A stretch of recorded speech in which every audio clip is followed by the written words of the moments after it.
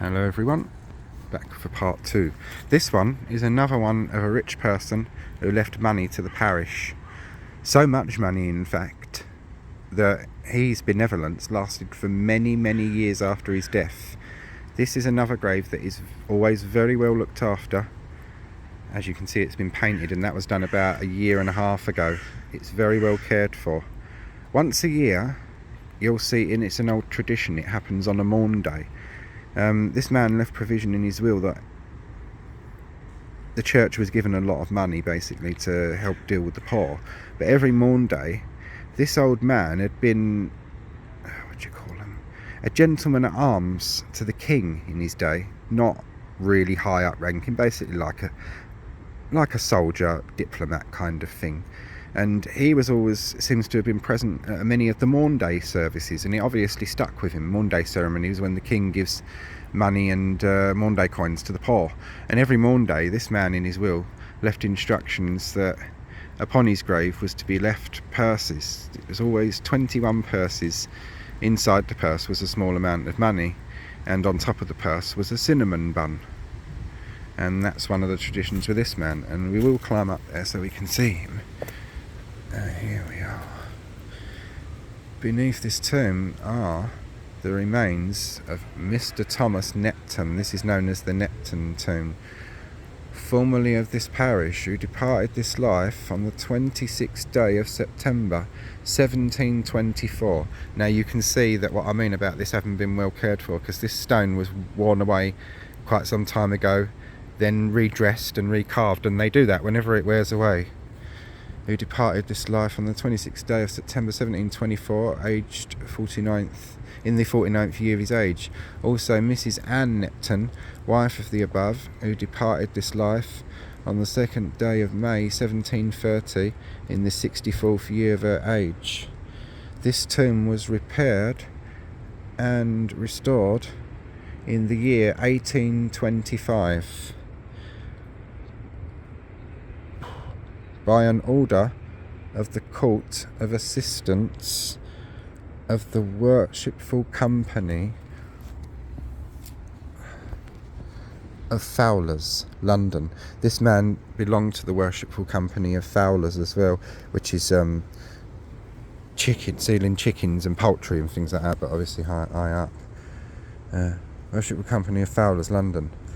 Made on the 31st day of March in the same year, so that is 1825. So it was, the order was made on the in March 1825 in the same year, to which company the above named Thomas and Anne Neptune gave and devised a considerable estate in trust for charitable purposes. This is what I'm talking about.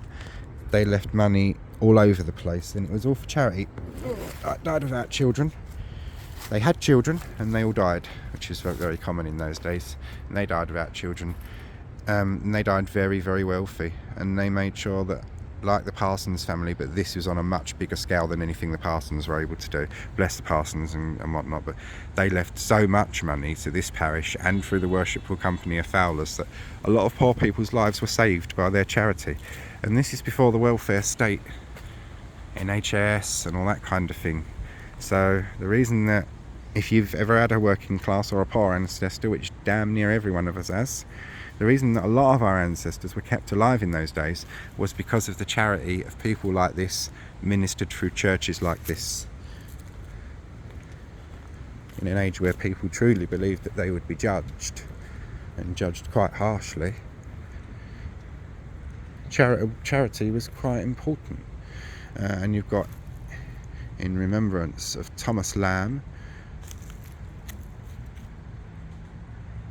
who fell asleep April the 1st, 1897, age 66. And then there's a big long verse, and then you've got Mary Ann Susanna Lamb, wife of the above, who departed this life March the 6th, 1916, aged, and I think that's 88 years, at rest.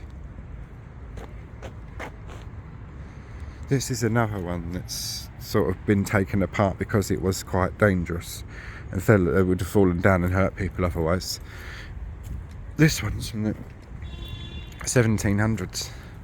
I know that from the style. My own ancestors in St Mary's in Dover had a stone literally exactly the same as that, and only the top half of my ancestor's stone survives, and that's been, like a lot of churchyards, moved away along the edge of the wall, so it doesn't even mark their grave anymore. And these are known as coffin graves, obviously because of the shape. Very cheerful.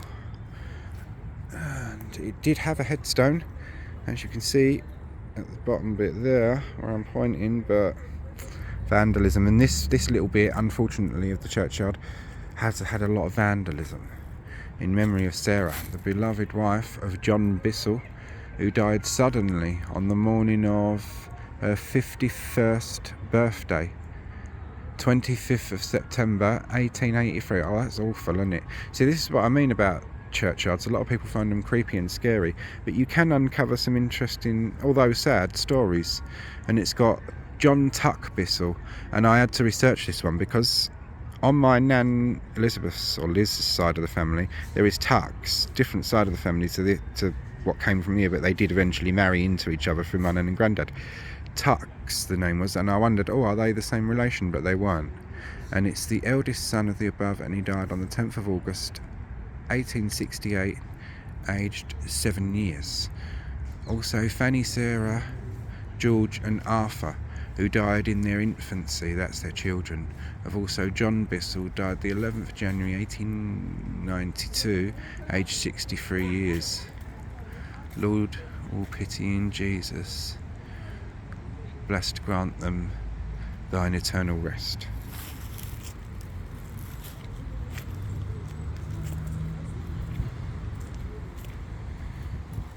In affectionate remembrance of Elizabeth, the beloved wife of the above.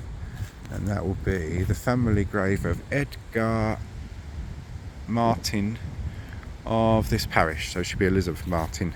Sometimes that happens where he's the beloved wife of the above and you look above and the whole thing's worn away. It's absolutely infuriating.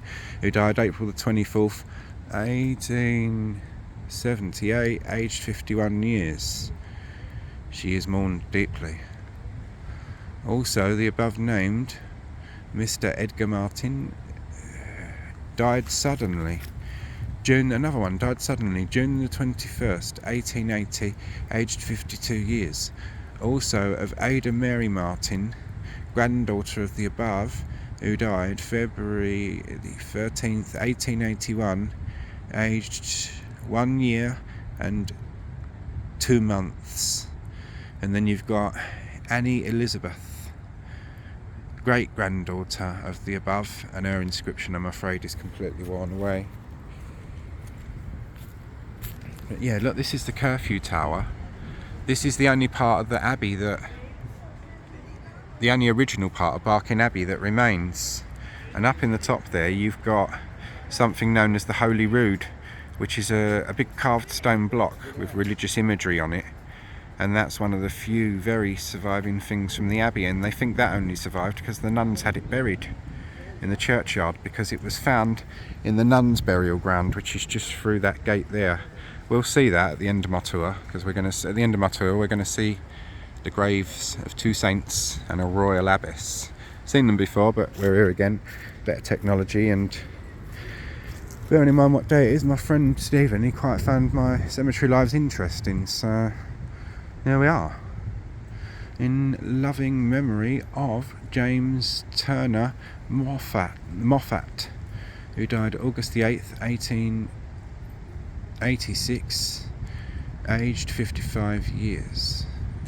In the midst of life, we are in death.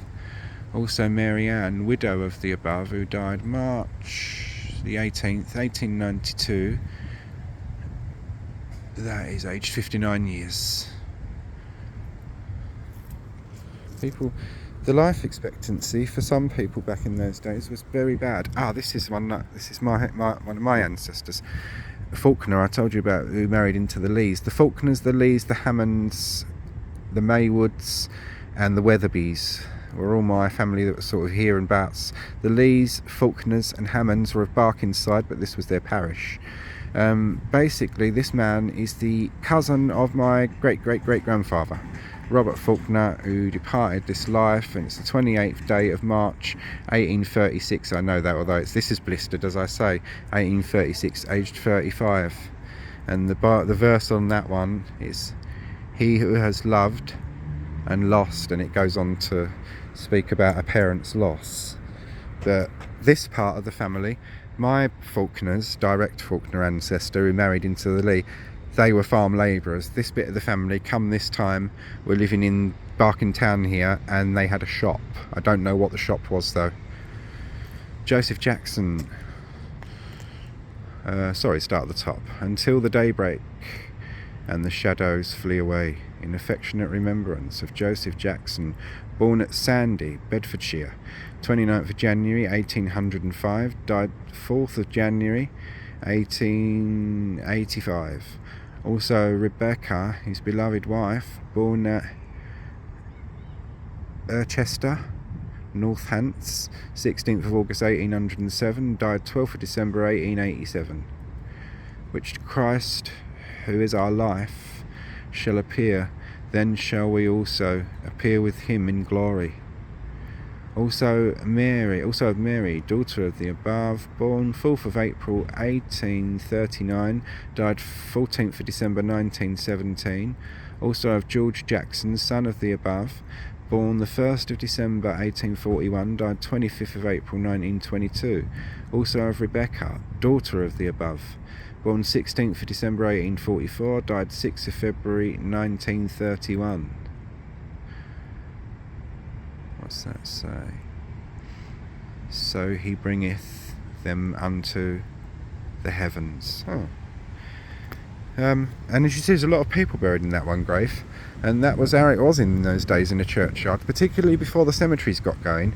Cemeteries were more of a 1830s to 1850s invention, an invention by necessity, because the churchyards became so full and so unhygienic that they was literally burying sometimes just that far away from the surface.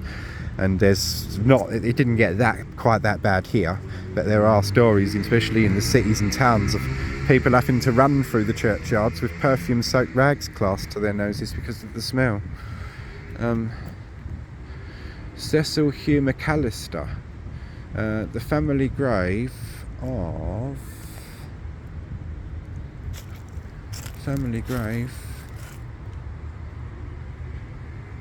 Ran R and M McAllister, in affectionate remembrance of Cecil Hugh McAllister, who departed this life January the 26th, 1885, aged 7 years. The Lord is my shepherd, and I shall not want. Also of the 4 other children who lie near, Teresa Love, who died September the 5th, 1867, aged 3 months. Albert Alexander, October the 10th, 1867, aged 3 years and 4 months. Robert Albert Love, October the 28th, 1868, aged 3 months. And Robert Wolsey, August the 23rd, 1875, aged 10 months. Also of Mary Ann McAllister, mother of the above, who died November the 18th, 1898, in her 55th year. Also of George Percy McAllister, who died the 18th of August 1907, aged 31 years. And you've got also of Robert McAllister, and unfortunately his inscription is completely gone, and he's the father and husband of all these children. And as I say once again about the child mortality rate in those days being absolutely horrendous, it really was. Of every 5 children that a mother had, she would expect to lose at least 3 of them. Some didn't, some were lucky and didn't, but majority did, especially in the cities. Sacred to the remembrance of Matilda Mayhew,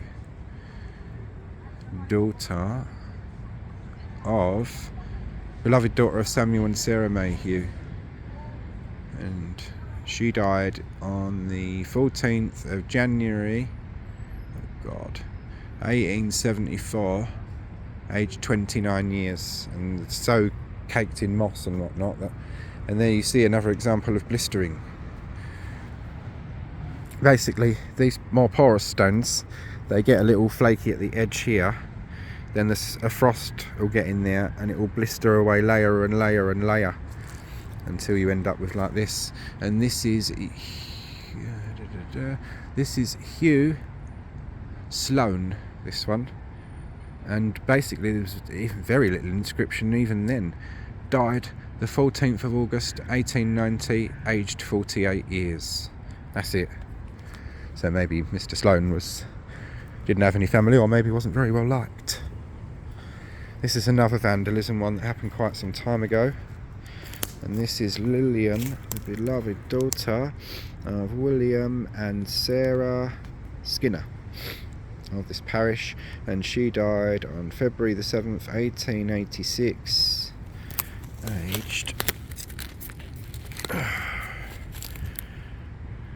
aged 2 months. Then it does go on with other people, but it's pointless trying to read that one because it's absolutely destroyed. Ernest Frederick, youngest and dearly loved son of the above, and this is the family grave of Henry and Elizabeth Seabrook. So he's their son. He departed this life on November the 17th, 1883, in the 8th year of his age. Suffer little children to come unto God. Also Henry Thomas,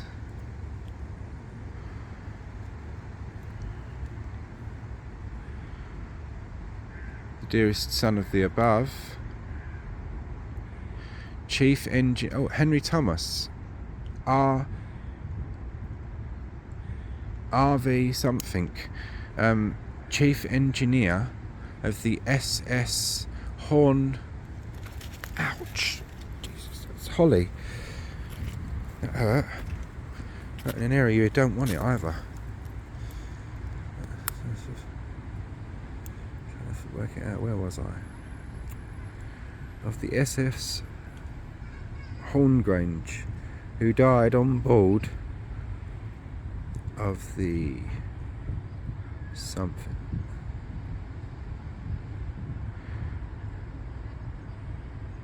He died on board of apoplexy at sea. That's a stroke. Near the equator. Oh, this is very interesting.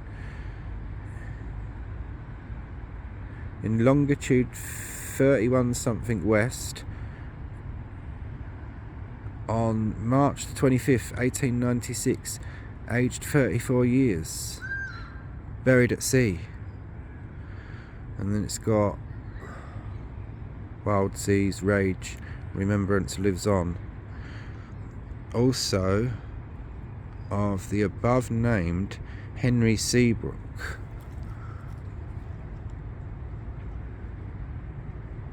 Licensed victualler. He departed this life on November the 4th, 1899, aged 66. Rest in peace. And the entry below is for Elizabeth Seabrook. And it's gone, as you can see, unfortunately. This one is Richard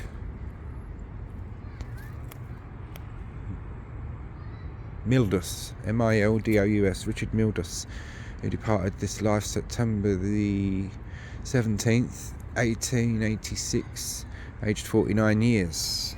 And the rest all got worn away. You can just about make out George, the name George there. But yeah. And as you can see, this is quite a large churchyard, so we are going to have to do this in several parts. So I know some of you like my churchyard lives and some of you probably don't. Another vandalism one here, unfortunately, and fairly new. You can always tell when they're fairly new by how white the stone is.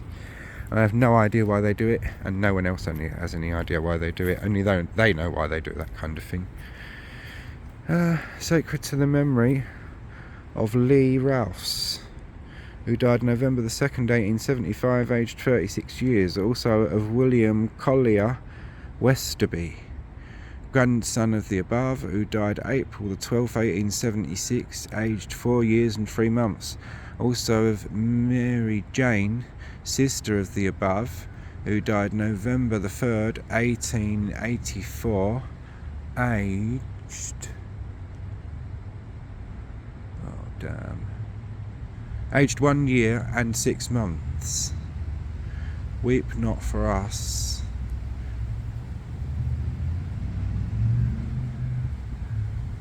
Yeah, it just goes on with a verse, but I can't make most of it out. My eyesight is very poor, and bearing in mind I've got the sun glaring onto me, so this was an old grave, very very old, one of the old vault graves, and it collapsed.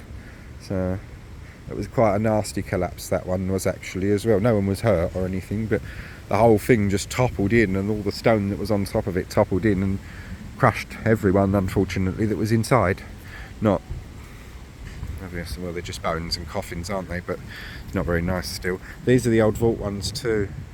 Had to have a bit of money to have these. This is another one that's, you can see, look, so little of it remains, just these bits with the blister in, and that's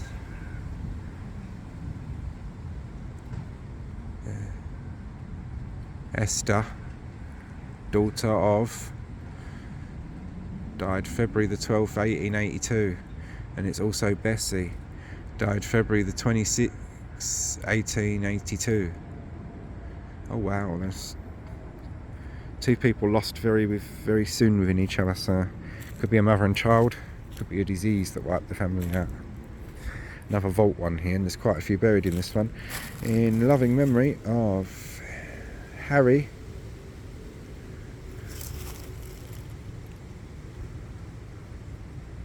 is that Harry Dottie Willett, dearly loved child of Robert and Mary Willett, given April the 2nd, 18 something 9, taken November the 1st, 1883. Also Florence Daisy Willett,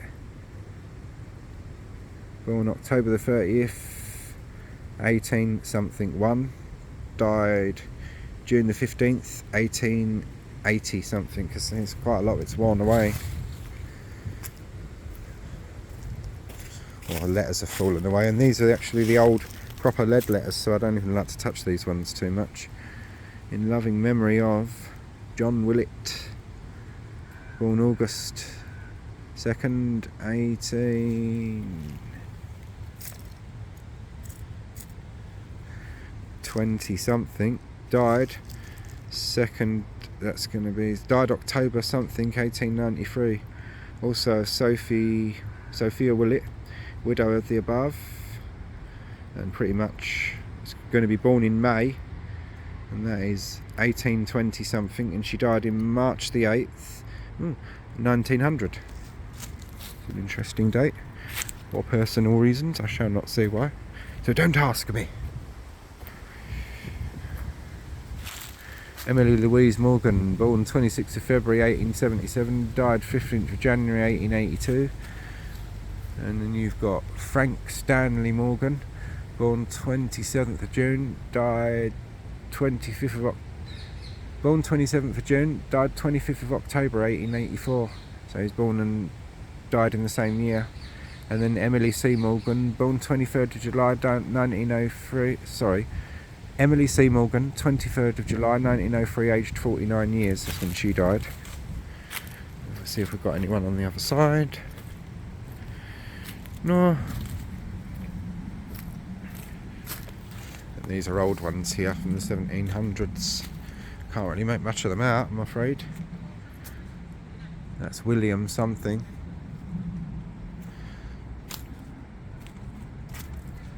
Sacred to the memory of Mr. Henry West something. This is Mary Susanna West something. Yes, it's so worn away. These are from the 1700s, these ones. I know by the style and whatnot. Now this one bugs me because although it looks fairly clear on the screen, I can't make much of it out. In affectionate remembrance of William Walden.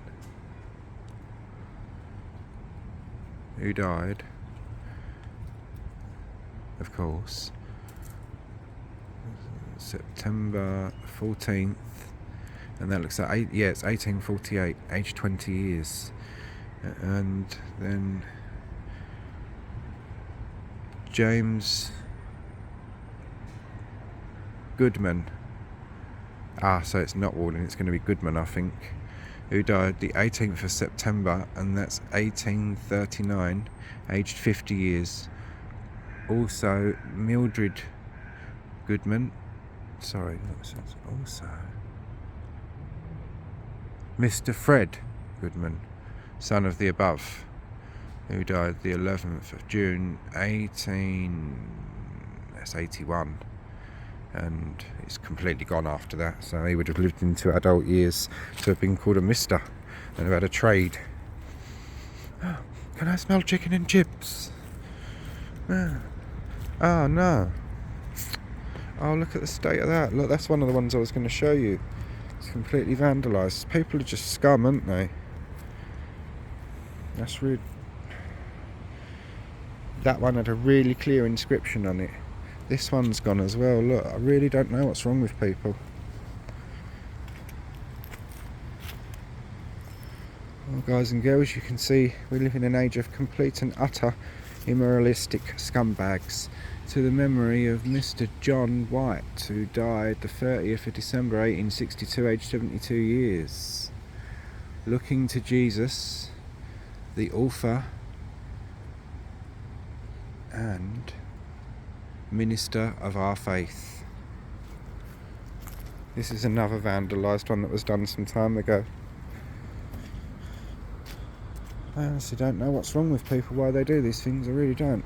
Sacred to the memory of Annie Harris, died 28th of October 1862, aged 2 years and 6 months. Also of Sarah Ann, the beloved wife of Edward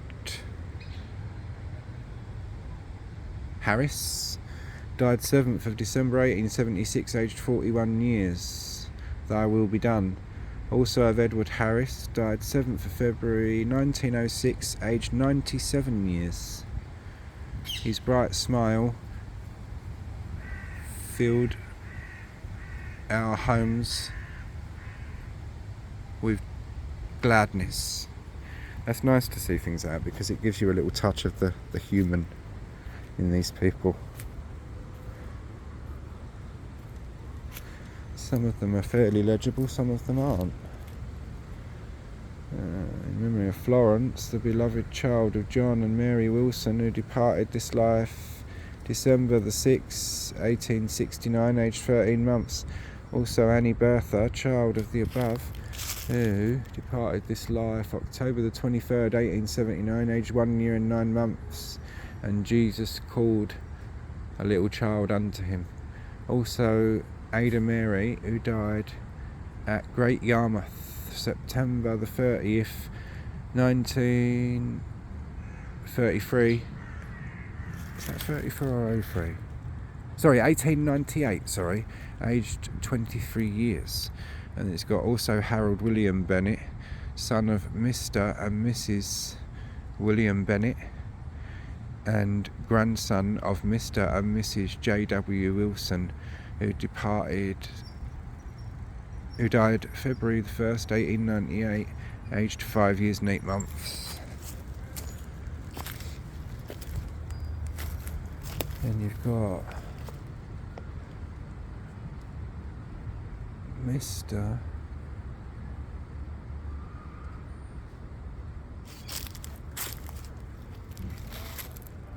What on earth? That looks like it's been done wrong, doesn't it? Look. That's been carved wrong or something.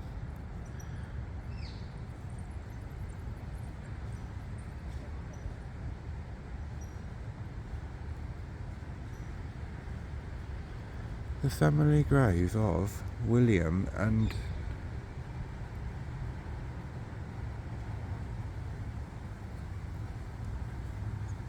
Eliz. Grave of William and Elizabeth Powys of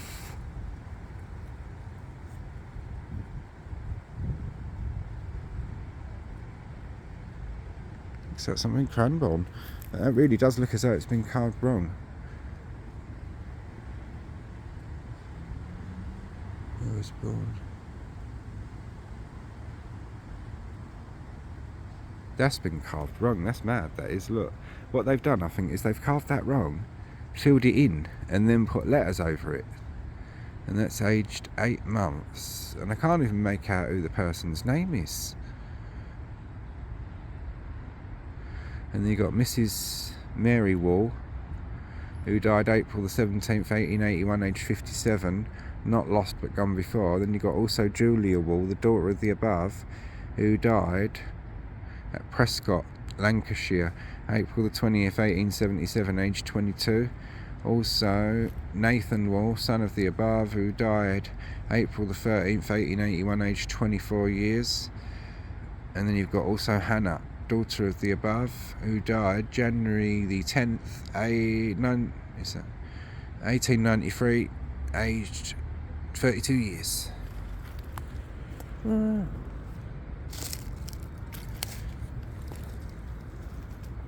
This one, it's got a tree growing out of it.